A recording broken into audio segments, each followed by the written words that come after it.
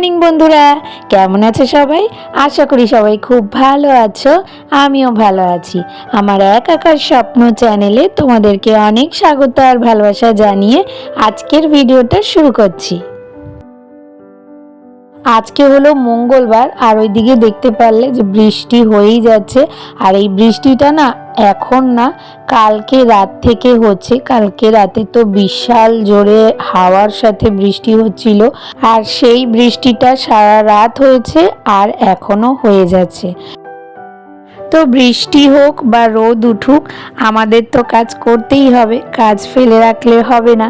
কারণ আমাদের এই সংসারটা আমাদের ওপরেই দাঁড়িয়ে আছে, তাই অলসতা করে লাভ নেই। কাজগুলো যখন করতেই হবে তাড়াতাড়ি করে নিই।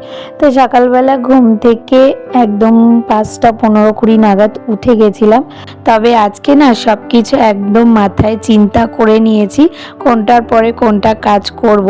কারণ পরপর সাজিয়ে না নিলে না কাজ করতে অসুবিধা হয়। কাজ করতে গিয়ে ওই মনে হয় এইটা করব না ওইটা করব, ওতে আরও বেশি দেরি হয়ে যায়। তো সেই জন্য মাথায় সব কিছু গুছিয়ে নিয়ে একদম লেগে পড়েছি। তো প্রথমেই শুরু করলাম ঘর ঝাড়া দিয়ে। তার আগে দেখতে পেলে বাসনগুলোকে তুলে নিলাম জায়গায়, আর এবার ঘরটা ঝেড়ে নিচ্ছি। আর বারান্দাটা না ঝাড়া যাচ্ছে না, কারণ ওই যে বললাম না কালকে প্রচণ্ড পরিমাণে হাওয়ার সাথে বৃষ্টি হচ্ছিল। তো বারান্দাটাতে পুরো জল হয়ে গেছিলো। তো সকালবেলায় একটু জলটা শুকিয়েছে, কিন্তু কিছু কিছু জায়গায় ওরকমভাবে জল জমে রয়েছে, তাই খুব ভালো করে ঝাড়া যাচ্ছে না।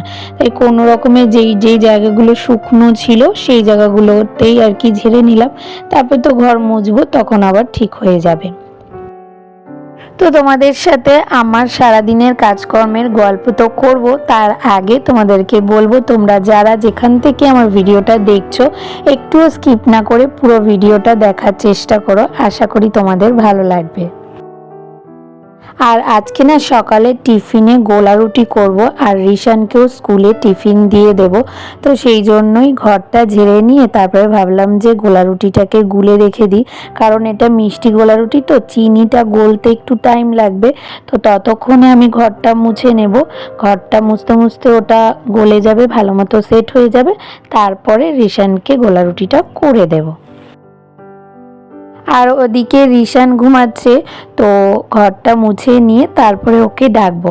আসলে আমার না এই সকালের ঘর ঝাড়া মোছা গোছানো, এটা তো আমি আগে একটা ভিডিওতে তোমাদেরকে দেখিয়েছিলাম যে আমার কী কী কাজ থাকে সকালবেলা এই ঘর ঝাড়া মোছার সময়।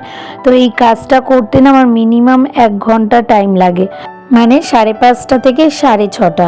তো সেই জন্য আমার এই কাজটা শেষ করে তারপরে রিশানকে প্রত্যেক দিন 6:30 নাগাদই তুলি, তাহলে মোটামুটি 7:30টার মধ্যে ওকে খাওয়ানো, ড্রেস পরানো, রেডি করা সব কিছু একদম কমপ্লিট হয়ে যায়।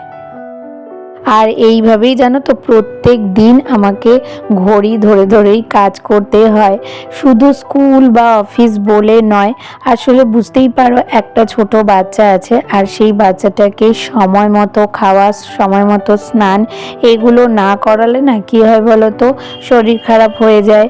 তারপরে সময় মতো না খাওয়ালে ঘুমটা ঠিক মতো হয় না, আর না ঘুমালে আবার মানে সব কিছু সিস্টেম গন্ডগোল হয়ে যায়। তো সেই জন্য সারা দিন আমাকে এইভাবে ঘড়ি দেখেই চলতে হয়। তার জন্য এক সময় খুব বিরক্ত লেগে যায়, মনে কি ঘড়ির দিকে তাকাতেই ইচ্ছা করে না। আর যখন আমার বেশি তাড়া থাকে তখন মনে হয় যেন ঘড়িটাও তাড়াহুড়া করে আমার থেকে আগে দৌড়ানোর চেষ্টা করছে। তো যাই হোক, ওইদিকে তো দেখতেই পারলে রিশান ঘুম থেকে উঠে গেছে। আর আজকে না বেশি ডাকাডাকি করতে হয়নি, এক ডাকেই উঠে গেছে। তো সেই জন্য ওকে তুলে দিয়ে ব্রাশ করিয়ে জল বিস্কুট খেতে দিয়ে দিলাম। আর এইদিকে আমি রান্নার প্রস্তুতি নেওয়া শুরু করে দিয়েছি। তো এদিকে আগে রিশানকে গোলা রুটিটা করে দেবো, তারপরে বাদবাকি গোলা রুটিগুলো না করতে থাকবো। কারণ কি বলতো, গোলা রুটি করতে না অনেকটা সময় লাগে। তো সেই জন্যই আর কি ওইদিকে গোলা রুটি বসিয়ে আর একদিকে আজকে যেহেতু মঙ্গলবার নিরামিষ রান্না করব, তো সোয়াবিনটাও সিদ্ধ বসিয়ে দিয়েছি। আর তারপরে এইদিকে দেখলাম কতগুলো বোতল খালি হয়ে গেছে, তো বোতলগুলোকেও ভরে নিচ্ছি।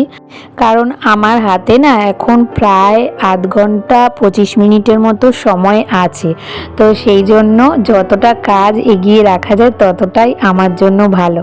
তো ওইদিকে সয়াবিনটা সিদ্ধ হয়ে গেছে, তাই ভাতটা বসিয়ে দিলাম আর ভাতের মধ্যে উচ্ছে সিদ্ধ দিয়ে দিলাম। আর এদিকে রিশানের গোলা রুটিটা হয়ে গেছে, তো সেই জন্য ওকে আগে টিফিনটা গুছিয়ে দিয়ে তারপরে রেডি করে নিচে নিয়ে যাব। তো এই যে নিচে চলে এসেছি আর রনও এদিকে চলে এসেছে। তবে এখন না একটু ঝিরিঝিরি বৃষ্টি পড়ছে, হঠাৎ করে দেখছি, মানে একদমই ঝিরিঝিরি কিন্তু পড়ছে। তো আমি তো রিশানকে রেনকোট পরে আনিনি, কিন্তু ওর বাবার বুদ্ধি দেখো, নিজে একটা প্লাস্টিক মাথায় দিয়ে নিয়েছে আর ছেলের হাতেও একটা প্লাস্টিক ধরিয়ে দিয়েছে, বলছে তুই মাথার ওপর এভাবে ধরে থাক, আমি ঠিক তোকে স্কুলে পৌঁছে দেবো। তো রনর এই সব কাণ্ড দেখে না এক এক সময় রাগ করবো না হাসবো বুঝতে পারি না। তো যাই হোক, উতরিয়ে তো দিয়েছে, নাহলে আমাকেই আবার হয়তো ওপরে আসতে হতো। তো সেই ভেবেই ভাবলাম যে থাক, মজাও লাগে এই সব দেখে, জানো তো। আর রিশানও ছোটবেলার কথা মনে রাখবে, যখনও বড় হবে তখনও মনে করবে যে বুবু আমাকে এইভাবে স্কুলে নিয়ে যেত। আর নিচ থেকে এসে আমি না সোয়াবিনটা বসিয়ে দিয়েছি, তোমাদের সাথে আর শেয়ার করলাম না, কারণ ওই নিরামিষ সোয়াবিন রান্না আর আলাদা কি হবে, তো সেই জন্য তোমাদেরকে দেখালাম না। আর ওটা বসিয়ে দিয়ে তারপরে ভাবলাম যে বিছানাটা গুছিয়ে নিই, তো সেই জন্য বিছানাটাকে গুছিয়ে নিলাম।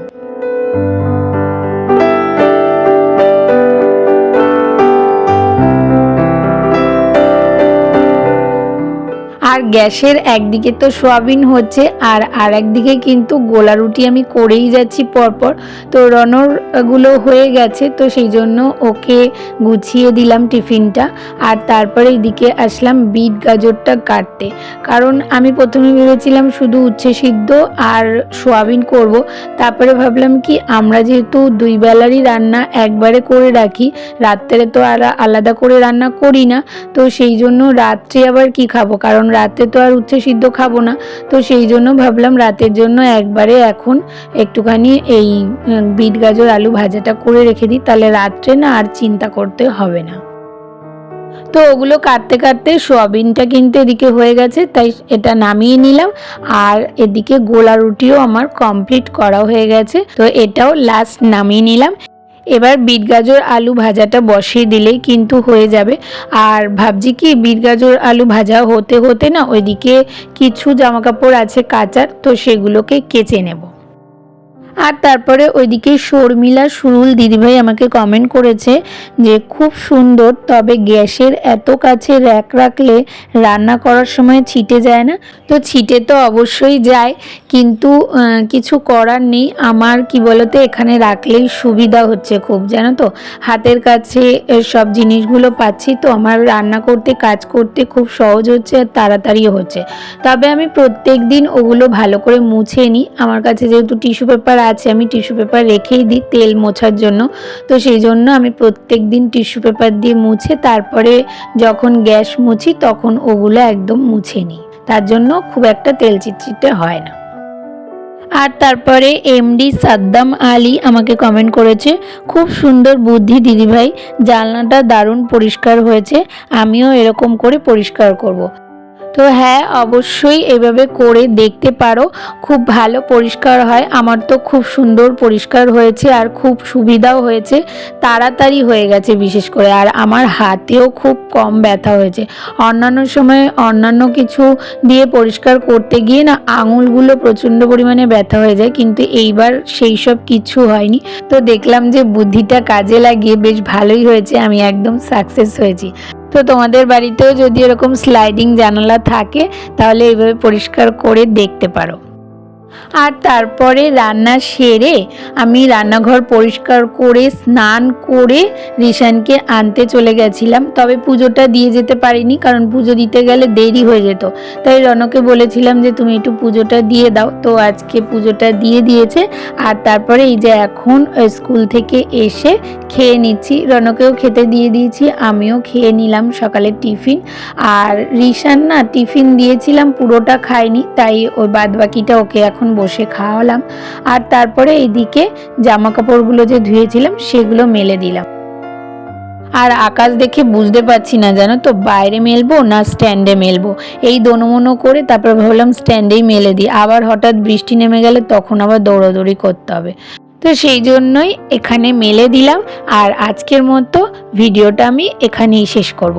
তাহলে আজকের ভিডিওটা তোমাদের কেমন লাগলো? ভালো লাগলে একটা লাইক, কমেন্ট, শেয়ার আর সাবস্ক্রাইব করে পাশে থেকো। আর নোটিফিকেশন বেলটাকে অবশ্যই অন করে অল করে দিও। তাহলে দেখা হচ্ছে নতুন একটা ভিডিওর সাথে। ততক্ষণের জন্য তোমরা সবাই খুব ভালো থেকো, সুস্থ থেকো আর অনেক অনেক স্বপ্ন দেখতে থাকো।